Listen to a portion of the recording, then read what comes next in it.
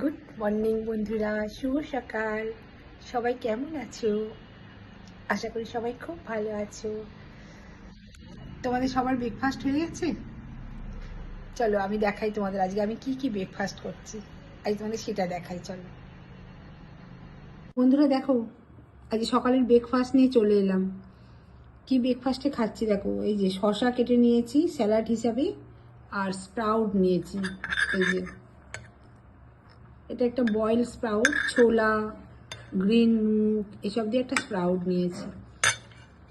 আর নিয়েছি একটা egg boil, ডিম সিদ্ধ, আর দুটো অ্যালমন্ড, আর নিয়েছি একটা অ্যাপেল।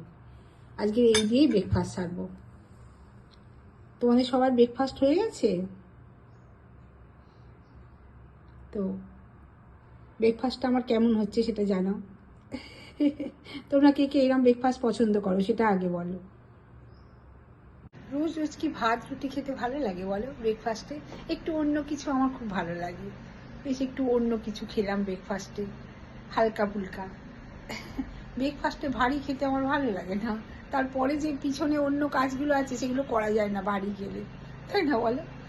যদিও ব্রেকফাস্টে ভাতই খাই, ভাত খাওয়ার একটা কারণ আছে জানো।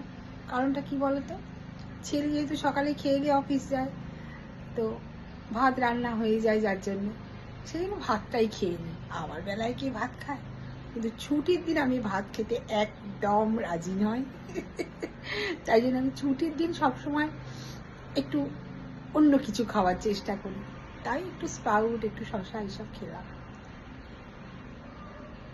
আবার আসছি বেলায়।